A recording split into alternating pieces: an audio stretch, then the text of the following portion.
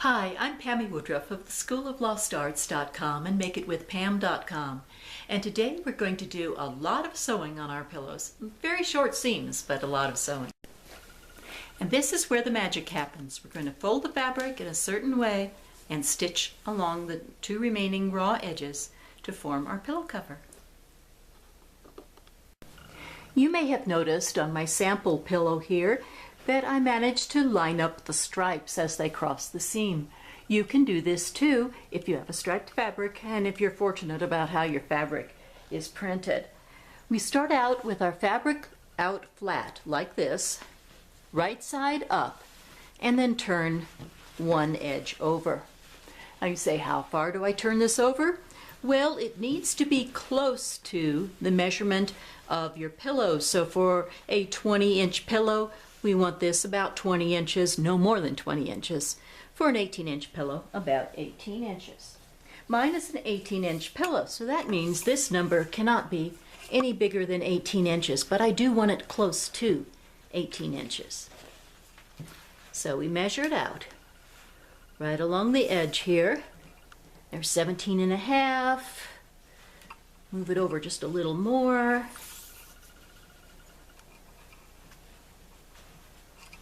Okay, there we've got 18 inches. Let's see if, since I've got a striped fabric, if this stripe happens to match up. Ooh, it's a little off. But I can move it a ½ inch to the right here. And line that up. That would work. How big is this measurement here?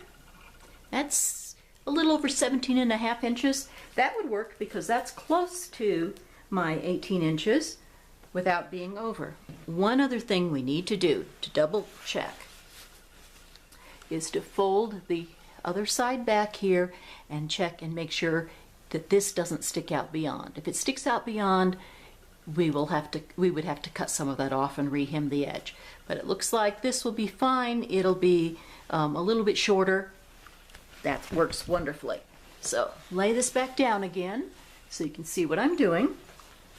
We want to very carefully line up these stripes, or as carefully as we can. It can be close. As long as it's close, it's fine. And then making sure that these top cut edges are together, we will pin with the head of the pins off on the right, off on the top. And pin every few inches or so, just enough to keep those stripes together, keep everything all lined up.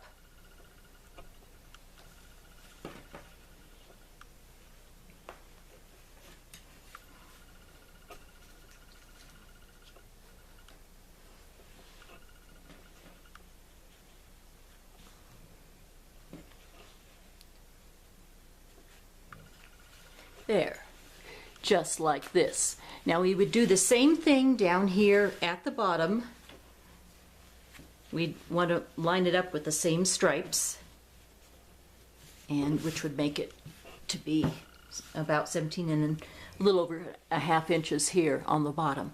And we would pin that. I'm going to skip that right now for the interest of time and show you what we do with this other flap. We fold it over, but we don't fold it all the way up. This is where part of the secret is. We need this measure between this fold on the upper left and the fold on the right. We need that to be exactly the measurement of our pillow. In my case, 18 inches. And we're not worried about matching up stripes at this point. This flap is going to be on the inside. But we do want to make sure that we have this right at 18 inches.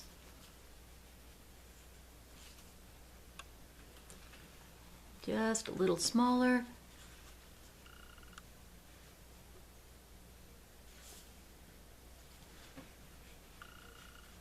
You can tell I'm doing this live here. There we go, 18 inches on the nose.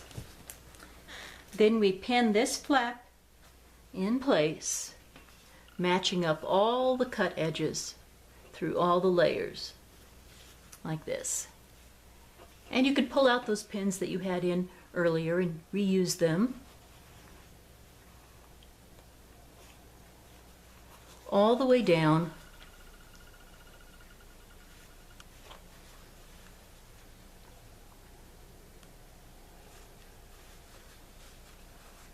to the bottom edge. Just like that. And then you would do the same thing at the bottom of the pillow.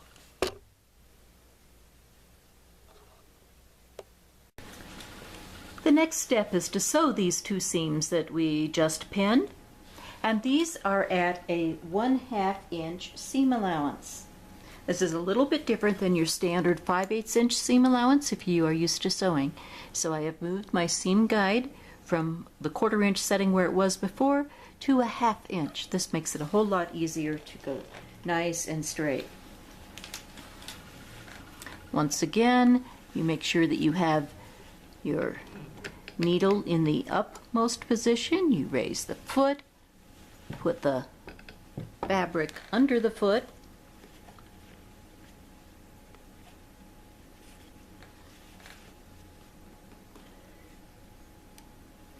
and as you come to the pins, you will need to pull those out. Hold your thread tails to begin so they don't get sucked down into the gut of the machine. And you can start sewing.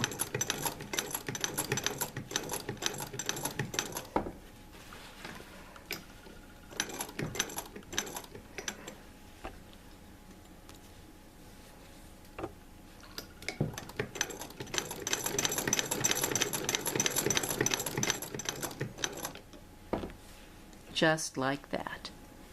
Or you could hand sew this seam. If you do, use the back stitch and follow along the line that you may have previously drawn on your fabric. If you haven't drawn that 1/2 inch line on yet, you can go ahead and do that. Just measure 1/2 inch from the edge, put a dot with your pencil every so often, and then connect the lines. And here we are, almost to the end.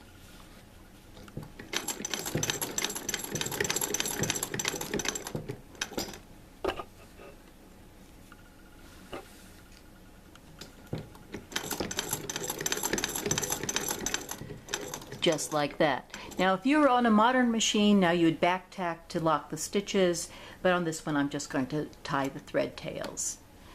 Raise your needle to the highest position, raise the foot, and take out the work. Now this seam here on this end is all sewn, so we'll turn it around and sew the remaining seam.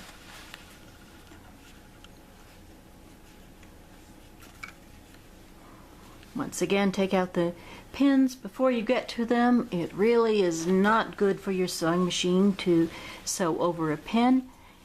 That can damage the needle, break the needle, and also send little bits of metal down into the insides of your machine, which is not a good thing. It can bend things. It's really a bad situation. So anyhow, here we are starting this side. Now when we come to something like this where the foot of the machine wants to push against this, I like to kind of pin the edge of it there and kind of help the machine over that juncture. There we go. It's safe now. And then we continue on just as we did the first side.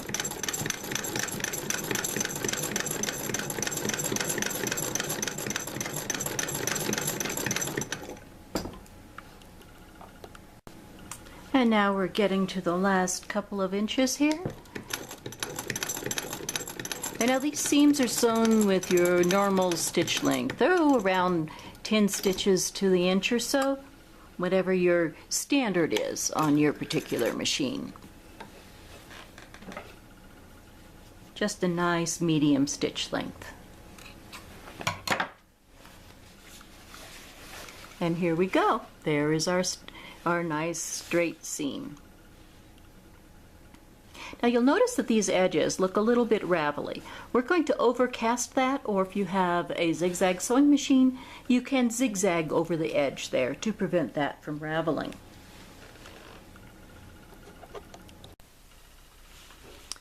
Okay, so here I am finishing up the last little bit of the overcasting on this edge. And remember, if you do not remember how to do this stitch, there are directions on my website, theschooloflostarts.com, for all of the stitches that I use on these pillows. And one more little time here to make sure that is secure.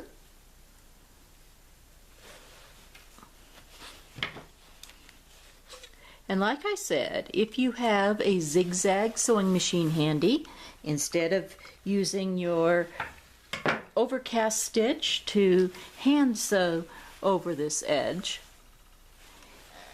you can zigzag over it instead, as I have done here. Oops, dog hair. You can zigzag over it like this, and that works just very, very nicely. All right, this part is done. Now to assemble the pillow.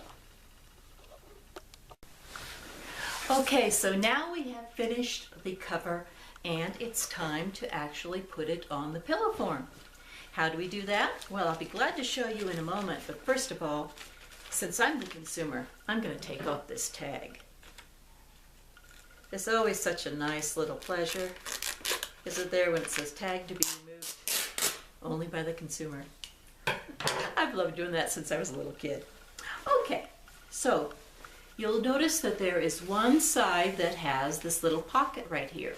Stick your hand inside that pocket, grab the opposite end, and pull it out through the pocket.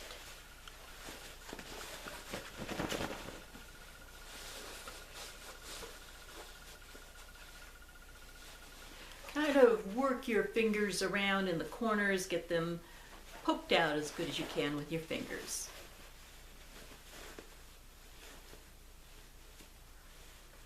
Okay, so now we have a pocket that has part of this right side out and part of it inside out. Take this and put your pillow into that pocket, sort of like putting on a pillowcase onto a pillow for your bed.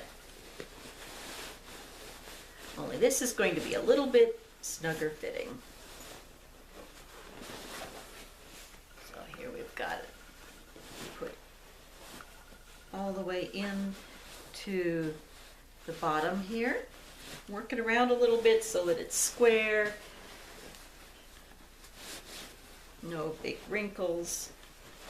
All right, that looks good there. And now this final little pocket, you're going to turn it inside out through that spot. Kind of fold it up, wad it through, push it through, boom. And just like that, work out those corners again with your fingers. Just like that, we have a throw pillow. Now, if you have an extra large sized pillow, you might feel like, oh, this is a bit of a flap. Well, there's a couple of things you can do. One of the coolest things would be to put a couple of buttonholes here with buttons underneath. That would look really nice. Or you can just, put that to the back so nobody can see it. That's what I do with mine. So there's your easy throw pillow. Congratulations. I would love to make more projects with you in the coming weeks, months, and even years. So please stay in touch with me. Go to the Facebook group and answer my poll question there about what sorts of projects you would like to do. Some ideas I've had are an easy elastic waist knit skirt, or perhaps some simple curtains that you might use like in the kitchen or in the children's rooms, or even I'm going to be making some for those long skinny windows next to the front door. The dogs see out those and start barking. So I'm going to put some curtains there and then they stop barking. So let me know what kinds of projects you would like to see. If you have any questions about this, please be sure to post them on the Facebook group, and the group is Creating with the Lost Arts. You can find that at facebook.com/groups/creating with lost arts. And I thank you very much for coming along with me on this journey, and I hope to see you again. Bye.